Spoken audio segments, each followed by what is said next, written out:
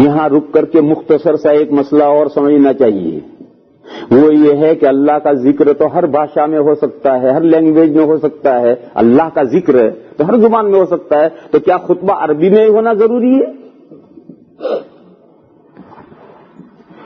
اس سلسلے میں یہ بات جاننی چاہیے کہ خطبہ عربی ہی میں ہونا ضروری ہے، اور یہ سنت مؤکدہ ہے، اور حضور اکرم صلی اللہ تعالی علیہ وسلم سے لے کر آج تک یہی طریقہ امت میں چلا آ رہا ہے۔ اور اگر عربی کے علاوہ دوسری زبان میں خطبہ دیا گیا اور اللہ کا ذکر پایا گیا تو خطبہ درست ہو جائے گا، نماز صحیح ہو جائے گی، لیکن عربی کے علاوہ دوسری زبان میں خطبہ دینا مکروہ تحریمی ہے۔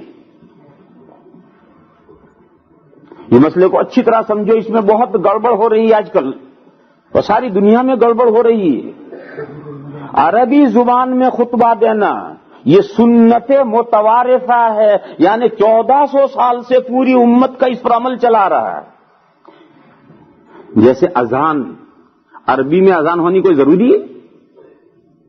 جی ضروری ہے، سنت متوارثہ یہی ہے، حضور کے زمانے سے آج تک عربی میں اذانیں ہوتی چلی آ رہی ہیں۔ اور ترکیہ میں جب مصطفیٰ کمال اتا ترک آیا تھا، اس نے قانون بنا دیا تھا اعربی میں اذان نہیں دی جا سکتی، وہ ترکی میں اذان دیتے تھے، اور 50 سال ترکی میں اذان دی گئی ہے۔ ترکیہ میں ٹرکی میں کمال اتا ترک کے بعد میں اس نے قانون بنا دیا تھا، قرآن عربی میں نہیں دے سکتے اذان، 50 سال تک ترکی میں اذان ہوئی ہے۔ اس نے قانون بنا دیا تھا کہ عربی رسم الخط میں قرآن بھی نہیں لکھ سکتے۔ ان کے یہاں 50 سال تک ترکی میں قرآن شریف لکھے ہوئے مسلمان بیچارے پڑھتے رہے، 50 سال تک عربی زبان اس نے جو ملک میں داخل نہیں ہونے دی۔ اب تو یہ کچھ نہیں رہا، اب تو الحمدللہ بڑی شاندار اذانیں ہوتی ہیں۔ میں ابھی 2-3 سال پر گیا تھا قسطنطنیہ، بڑی شاندار اذانیں ہوتی ہیں، اور بے شمار قرآن چھاپے ہیں انہوں نے، اور ہر مسجد میں یہ طریقہ ہے ان کے یہاں۔ وہاں سب حنفی ہیں، تھوڑے بہت شوافی بھی ہیں لیکن زیادہ تر حنفی ہیں۔ ان کا طریقہ یہ ہے کہ نماز پڑھیں گے، نماز پڑھنے کے بعد میں سب سنتیں پڑھیں گے، کوئی جائے گا نہیں، سنتیں پڑھنے کے بعد میں پھر امام صاحب، ہر مسجد میں امام صاحب ایک رکوع سنائیں گے، اور اتنا شاندار پڑھتے ہیں وہ، جس مسجد میں بھی ہم گئے اتنا عمدہ قرآن میں ایک رکوع وہ سنائیں گے، وہ سن کر پھر لوگ چلے جائیں گے۔ کہتے ہیں میرا تو بچپن تھا، میں نے تو وہ زمانہ نہیں دیکھا جس وقت میں سب سے پہلی مرتبہ ترکیہ میں عربی میں اذان دینے کی اجازت ہوئی تھی تو مسلمانوں نے لاکھوں بکرے سڑکوں پر قربان کر دیے تھے خوشی میں، لاکھوں بکرے سڑکوں پر قربانی کر دی تھی خوشی میں اللہ کی کہ آج اللہ ہمیں عربی میں اذان دینے کی اجازت ملی۔ تو عربی میں اذان دینے کی اجازت نہیں تھی، ترکی میں اذانیں ہوئی تھی، وہ سالوں تک ہوتی رہی، لیکن عربی میں اذان دینا یہ سنت متوارثہ ہے، حضور کے زمانے سے لے کر آج تک پوری دنیا کے اندر اذانیں اسی طرح سے ہوتی چلی آ رہی ہیں عربی میں۔ لیکن یہ کہ وہاں ترکوں میں اتنے دنوں تک اذانیں نہیں ہوئی، ترکی میں ہوئی، وہ ترکی میں ہوئی، وہ بھی بہرحال اذان تو ہے ہی، وہ ترکی میں ہوئی وہ بھی بہرحال اذان تو ہے ہی، لیکن اس کا ترکی میں دینا یہ تو سنت متوارثہ کے خلاف ہے۔ ٹھیک سیم مسئلہ سمجھ لو کہ کسی عربی کے علاوہ کسی دوسری لینگویج میں خطبہ دے دو، یہ مکروہ تحریمی ہے۔ حضور کے زمانے سے 1400 سال سے پوری دنیا میں عربی میں خطبے چلے آ رہے ہیں، آج اگر عربی میں خطبے نہیں دیے جاتے ہیں تو یہ سنت متوارثہ کے خلاف ہے۔ ان مسئلے کو سمجھو اچھی طرح سے۔ بہت سے بھائی یہ کہتے ہیں کہ خطبہ جو ہے وہ نصیحت ہے،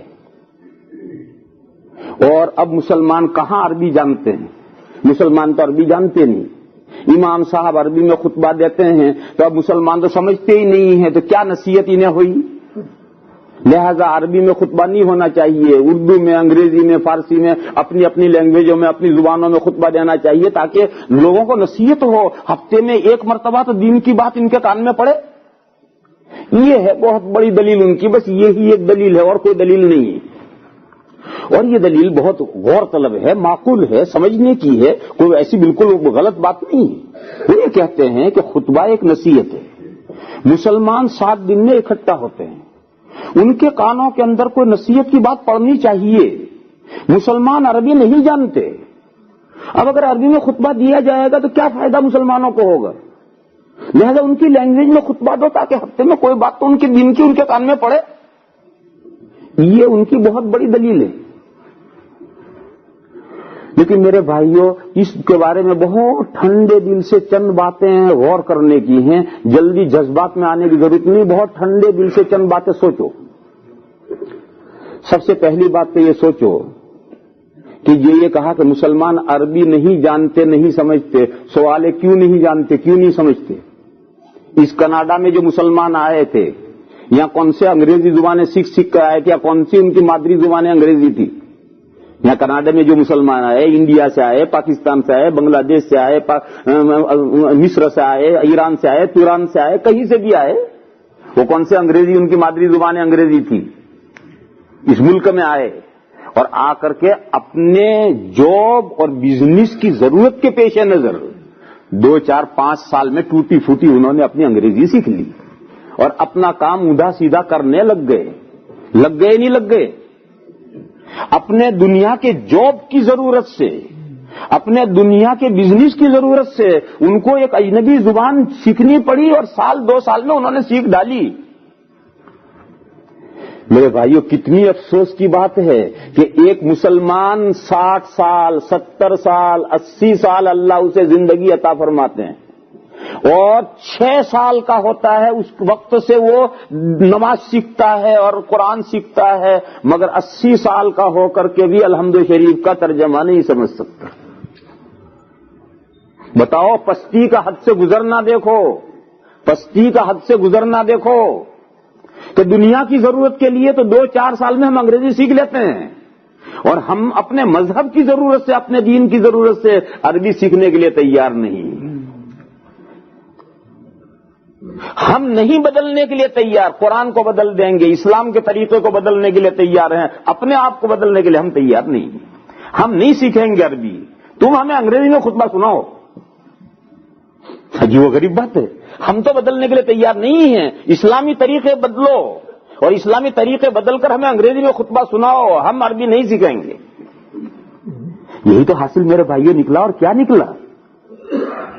حالانکہ آپ غور کیجئے، حضور کے بعد صحابہ کا دور آیا. عربین پیننسولا کتنا تھا؟ یہی سعودی عربیہ، سعودیہ، یمن، جنوبی یمن، عمان اور شمالی یمن، اتنا ہی جو عربین پیننسولا ہے یہی تو عرب تھا. آج جتنے عرب ممالک بنے ہوئے ہیں یہ کہاں سے عرب ممالک بن گئے؟ یہ تو سب دوسری زبانیں اور لینگویج بولتے تھے.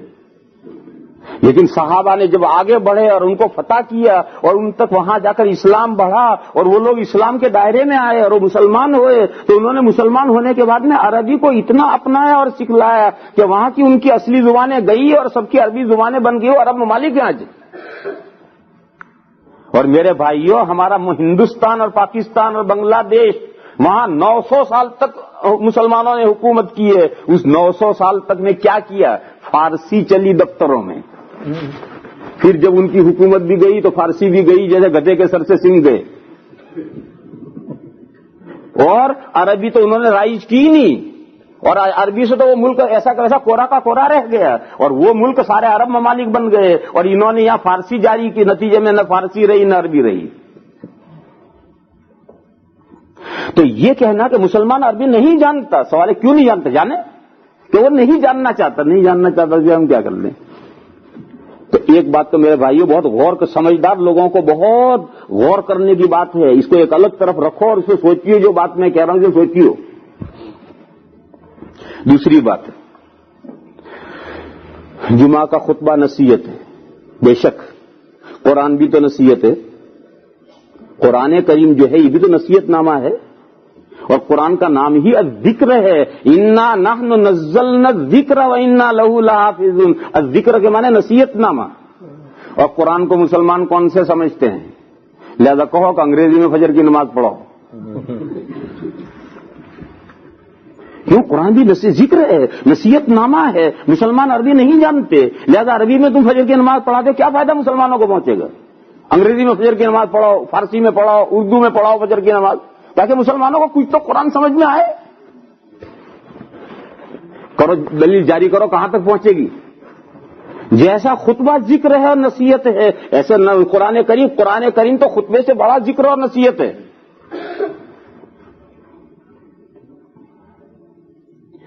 اور اس سے آگے بڑھو، یہ جو اذانیں ہو رہی ہیں انہی اذانوں کو کون سمجھتا ہے؟ حی علی الصلاۃ کون سمجھتا ہے کہ کیا کہا اس نے؟ وہ یہ سمجھا کہ اذان ہوئی. وہ اتنے بھی جانتے کہ اذان ہوئی، مگر کہا کیا اس نے تو کوئی بھی نہیں سمجھتا. تو کہو بھئی اذانیں بھی اپنی اپنی زبانوں میں دو. تو اذانیں اپنے اپنی زبانوں میں ہوں گی، خطبے اپنے اپنی زبانوں میں ہوں گے، نمازیں اپنی اپنی زبانوں میں ہوں گی، تو دین رہا کہاں؟ دین سب منتشر ہو گیا. یہ انگریزی والوں کا دین الگ ہو گیا، اسلام الگ ہو گیا، فارسی والوں کا اسلام الگ ہو گیا، اردو والوں کا اسلام الگ ہو گیا، سب کے اسلام الگ الگ ہو گئے، لینگویجز الگ ہو گئے، اسلام بھی سب کے الگ الگ ہو گئے. سب کا ایک ملت واحدہ اس وقت ہے جب مذہبی زبان ایک ہے. جب تک مذہبی زبان ایک ہے، ملت واحدہ ہے، اور مذہبی زبان جس دن بٹ گئی اس دن ملت منتشر ہو کر پارا پارا ہو گئی. یہ بات بھی سوچیو، میں جو بات عرض کر رہا ہوں اسے کسی وقت سوچیو، اس میں بہت کچھ ملے گا. اور ایک بات اور ذہن میں رکھو، دیکھو ایک لینگویج ہوتی ہے سرکاری، گورنمنٹ کی لینگویج ہوتی ہے. جو گورنمنٹ کی لینگویج ہوتی ہے اس کے لیے اپیئرنس کے موقع چاہیے، کچھ مواقع چاہیے جہاں اسے نمود اور ظہور ملے، چاہے وہاں کوئی فائدہ ہو یا نہ ہو، اسے بہرحال وہاں ظاہر کرنا ہے.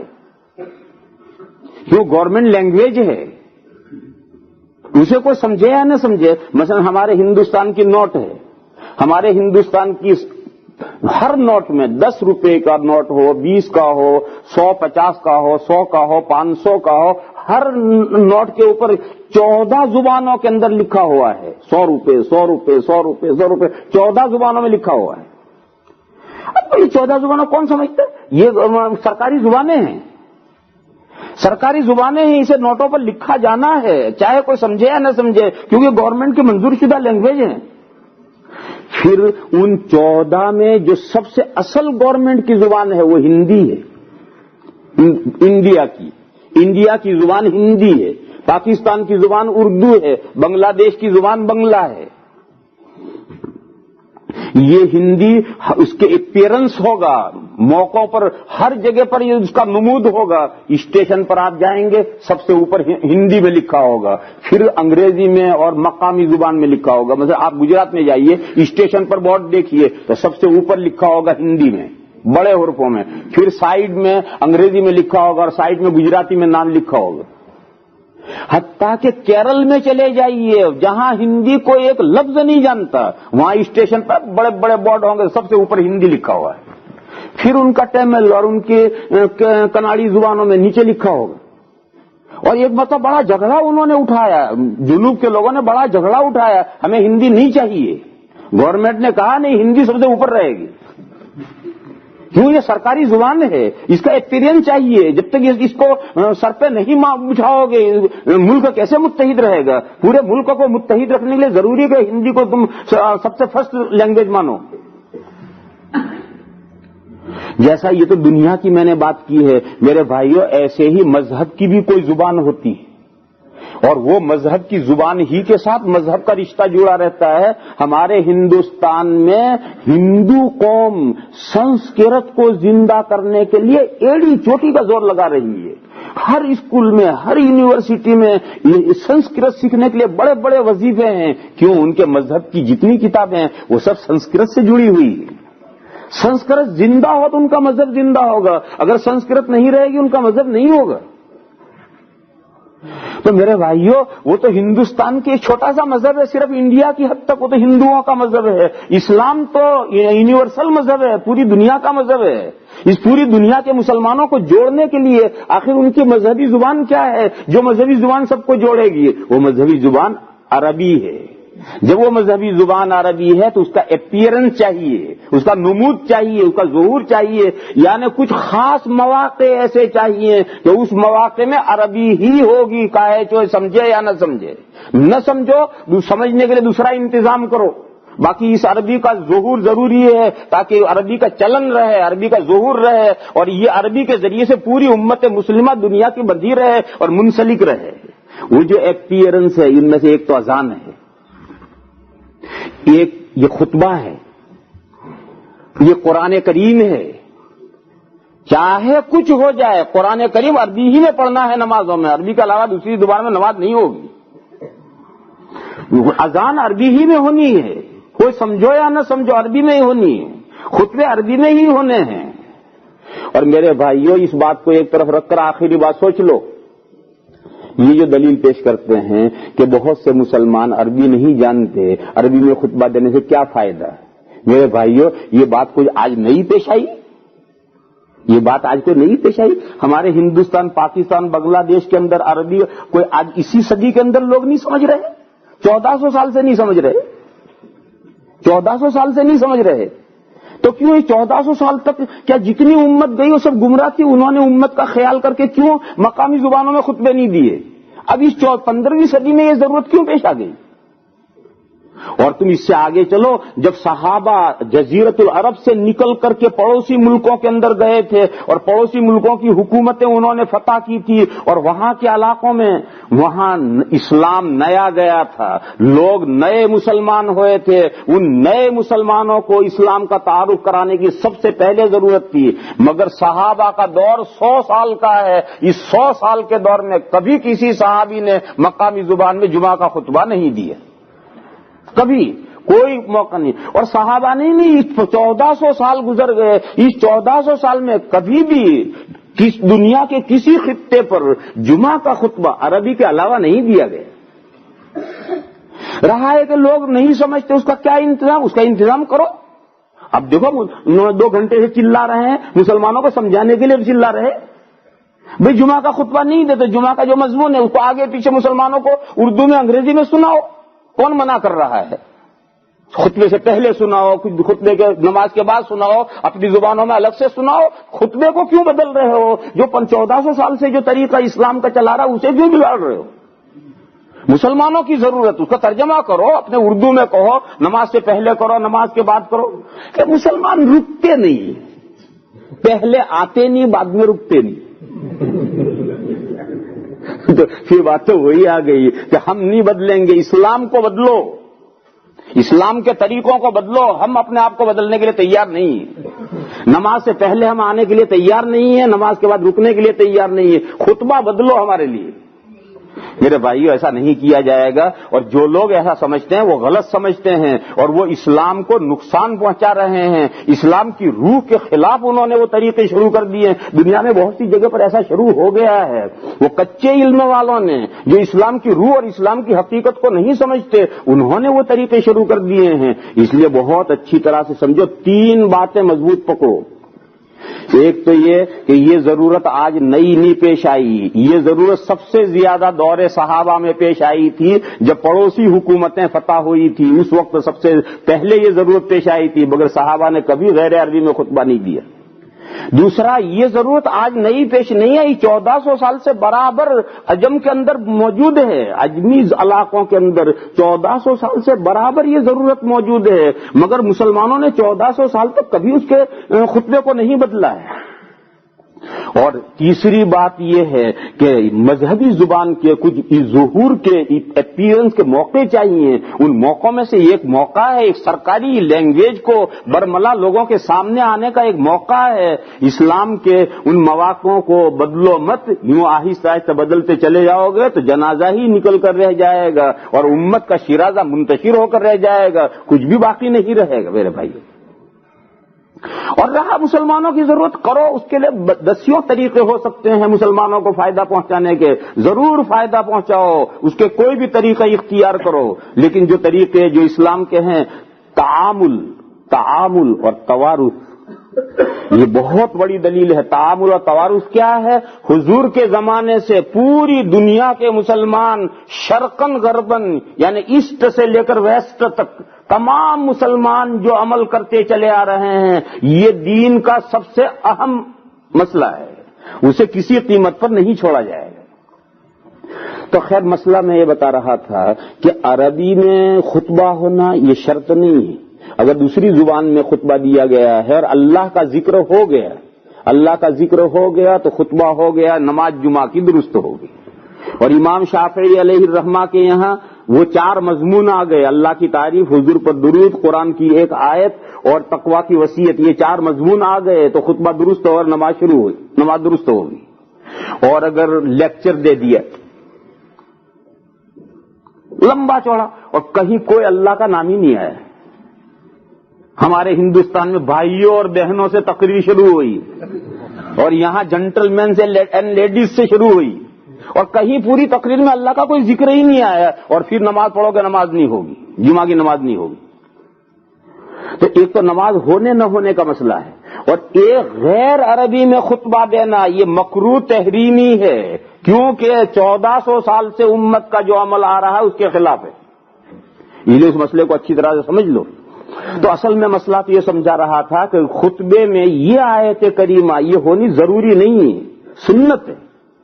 کسی وجہ سے اگر بعض مرتبہ امام بھول گیا اور یہ آیت نہیں پڑھی تو بھی خطبہ درست ہے. باقی خطبے میں یہ آیت کریمہ ہونی چاہیے.